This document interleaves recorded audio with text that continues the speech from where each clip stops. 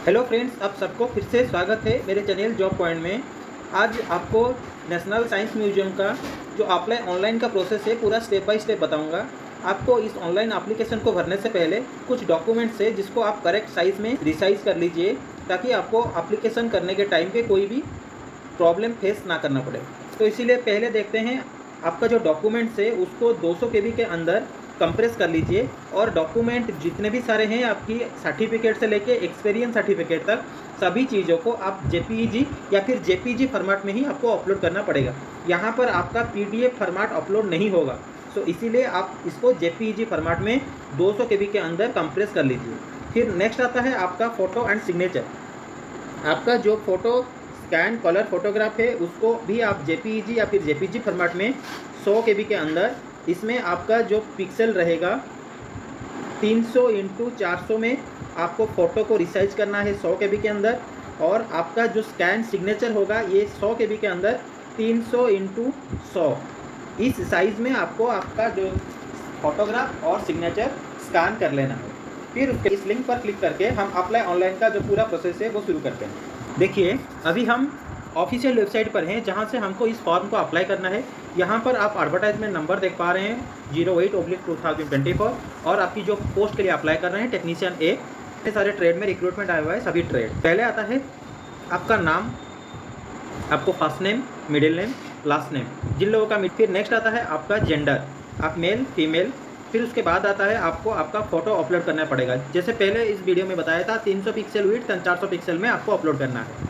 फिर नेक्स्ट आपको आपका जो सिग्नेचर है उस सिग्नेचर को अपलोड करना है। फिर उसके बाद आपका जो प्रेजेंट एड्रेस है उस प्रेजेंट एड्रेस को यहाँ पर लिखना है। उसके बाद आपको परमानेंट एड्रेस लिखना है। अगर आपका प्रेजेंट एड्रेस और परमानेंट एड्रेस दोनों सेम है तो यहाँ दिया गया टिक बॉक्स के ऊपर आपको टिक करना है, तो फिर इसको आपको सबमिट करना नहीं पड़ेगा। फिर उसके बाद आपको यहाँ डेट ऑफ बर्थ सिलेक्ट करना है। फिर उसके बाद आपका प्लेस ऑफ बर्थ, मतलब आप कहाँ पे जन्म हुए हैं।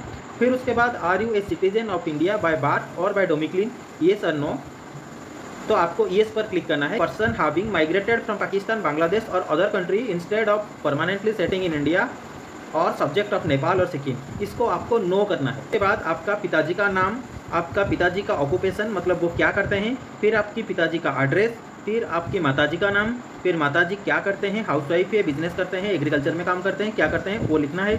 फिर उसके बाद आपकी माताजी का एड्रेस, फिर इज और वाज योर फादर और mother A citizen of India by birth और बाय डोमिक्लिन, मतलब आपके पिताजी माताजी इंडिया में ही जन्म हुए हैं, येस। फिर उसके बाद आता है इज और was your father mother a person having migrated from Pakistan और बांग्लादेश, इसमें आपको नो करना है। फिर उसके बाद आपका फैमिली का टोटल इनकम पर मंथ वो देना है, मतलब आपके घर में कितना टोटल एक महीने का आय होता है।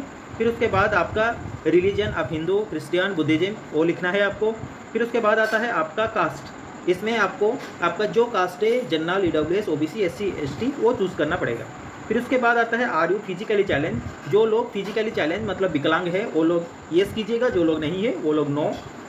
फिर नेक्स्ट आता है are you a widow, divorce women और जुडिशियली सेपरेटेड, ये लड़कियों के लिए एप्लीकेबल है, लड़के इसको नो कीजिएगा। उसके बाद आता है are you a ex serviceman, कोई अगर एक्स सर्विसमैन है तो particulars of examination pass and degree, technical qualification obtained at the university or other place of higher technical education coming with matriculation or its equivalent, मतलब जो भी आपके equivalent से educational qualification आपको यहाँ पर सबमिट करना पड़ेगा। पहले यहाँ पर देख लीजिए दिखा रहा है सेकेंडरी, मतलब आपकी 10th, आपका एग्जामिनेशन पास, आपका नाम, कॉलेज का नाम, कितना परसेंटेज था और कौन सा डिवीज़न हुआ था आपका, फिर आपका ईयर ऑफ पासिंग क्या था और आपकी सब्जेक्ट क्या क्या थे। फिर उसके बाद आता है आपका ITI आपका एग्जामिनेशन पास कहाँ से किया था, आपका बोर्ड, इंस्टीट्यूट, आपका नंबर ऑफ परसेंटेज, फिर उसके बाद आपका डिवीज़न, आपका year of passing and subject क्या क्या। इसके अलावा भी आप कुछ और देना चाहते हैं तो यहाँ दिया गया प्लस के ऊपर क्लिक करके आप आपके जो अदर एक्सपीरियंस है वो आप दे सकते हैं। फिर उसके बाद आता है आपका ड्यूरेशन ऑफ ITI कोर्स, आपका जो ITI कोर्स था वो कितने साल का था, 1 साल का, 2 साल का, 3 साल का। फिर उसके बाद आपका टोटल एक्सपीरियंस आफ्टर ITI और इक्विवेलेंट, आपने ITI के बाद कितने साल का एक्सपीरियंस है, यहाँ पर कंपलसरी मिनिमम 1 साल का एक्सपीरियंस मांग रखा है, तो इसीलिए आपको जितने साल का एक्सपीरियंस है यहाँ पर आपको लिखना पड़ेगा।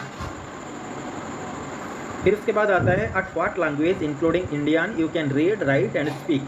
आप क्या क्या लैंग्वेज बोल सकते हैं, लिख सकते हैं, वो सब यहाँ पर आपको लिखना पड़ेगा। Read, speak, read and speak, read, right and speak. फिर नेक्स्ट आपको पहले एक लैंग्वेज, फिर दूसरा लैंग्वेज, फिर तीसरा लैंग्वेज, ये देना पड़ेगा। अगर आप इसके अलावा और भी लैंग्वेज जानते हैं, 3, 4, 5 आप जितने लैंग्वेज जानते हैं, आप यहाँ पर प्लस मार्क के ऊपर क्लिक करके उस लैंग्वेज के बारे में भी आप बता सकते हैं। है आपका एक्सपीरियंस डिटेल्स, आपका ऑर्गेनाइजेशन का नाम, आपका डेट ऑफ ज्वाइनिंग, आपका डेट ऑफ रिलीविंग, फिर आपका डेजिग्नेशन क्या था, और आपका जो जॉब था वो परमानेंट था, टेम्पररी था या टर्म बेसिस पे था, और उसके बाद आपका सैलरी कितना था। फिर सेकंड में अगर एक ही जगह में आपने काम किया है तो आप एक फिलअप कीजिएगा, अगर इसके अलावा 2-3 और जगह में काम किए हैं तो फिर आपको नीचे दिया गया जो स्पेस है उसमें आपको क्लिक करना पड़ेगा, ठीक है। फिर नेक्स्ट में आता है आपका are you presently employed in government, semi government और ऑटोनोमस ऑर्गेनाइजेशन। अगर आप गवर्नमेंट या फिर सेमी गवर्नमेंट ऑर्गेनाइजेशन में काम कर रहे हैं तो येस, नहीं तो नो पर क्लिक करना। फिर नेक्स्ट आता है if selected what notice would you required to be joining, मतलब अगर आपका सिलेक्शन होता है तो आप कितने दिन के अंदर ज्वाइनिंग करेंगे उसको यहाँ पर देना है आपको। जो लोग इमीडिएट ज्वाइन कर सकते हैं वो लोग इमीडिएट, जिनका नोटिस पीरियड रहता है वो लोग उसी हिसाब से यहाँ से चूज़ कीजिएगा। फिर नेक्स्ट आता है आपका have any relative working in CSM, अगर आपके रिलेटिव साइंस म्यूजियम में काम करते हैं तो फिर येस, अगर नहीं करते हैं तो नो। देन आता है आपका are you willing to go work anywhere in India, अगर आपको इंडिया भर में जितने सारे जगह पे साइंस म्यूजियम है वहाँ पर आपको अगर पोस्ट किया जाएगा तो आप काम करने के लिए राजी हैं तो येस, नहीं है तो नो। फिर नेक्स्ट में आता है आपका डॉक्यूमेंट अपलोड। डॉक्यूमेंट अपलोड में यहाँ पर आपको हर एक चीज़ में आपको वो दिखाएगा, जैसे प्रूफ ऑफ बर्थ, मतलब आपका 10th का मार्कशीट आप दे सकते हैं, सर्टिफिकेट दे सकते हैं। फिर आता है आपका कास्ट सर्टिफिकेट। फिर नेक्स्ट आता है आपका सेकेंडरी एग्ज़ाम का सर्टिफिकेट, मार्कशीट, देन आपका ITI का मार्कशीट, फिर आपकी जो एक्सपीरियंस सर्टिफिकेट है उस एक्सपीरियंस सर्टिफिकेट, एक साथ सभी एक्सपीरियंस सर्टिफिकेट को सेल्फ अटेस्टेड करके ही आपको सबमिट करना पड़ेगा। और ये सभी चीज़ें जितने भी आप अपलोड करेंगे सभी JPG फॉर्मेट में ही आपको अपलोड करना होगा। फिर नेक्स्ट आता है आपका डिक्लेरेशन। डिक्लेरेशन यहाँ दिया गया है जो बॉक्स है, इस बॉक्स में आपको टिक करना पड़ेगा। फिर नेक्स्ट आता है आपका मोबाइल नंबर, आपका ईमेल ID, फिर उस ईमेल ID को दोबारा डाल के आपको कन्फर्म करना है। फिर नेक्स्ट यहाँ पर एक सिक्योरिटी आंसर दिया गया है आपको, यहाँ पर जो बॉक्स है इस बॉक्स को क्लिक करना पड़ेगा ताकि आप कोई भी रोबोट ना हो।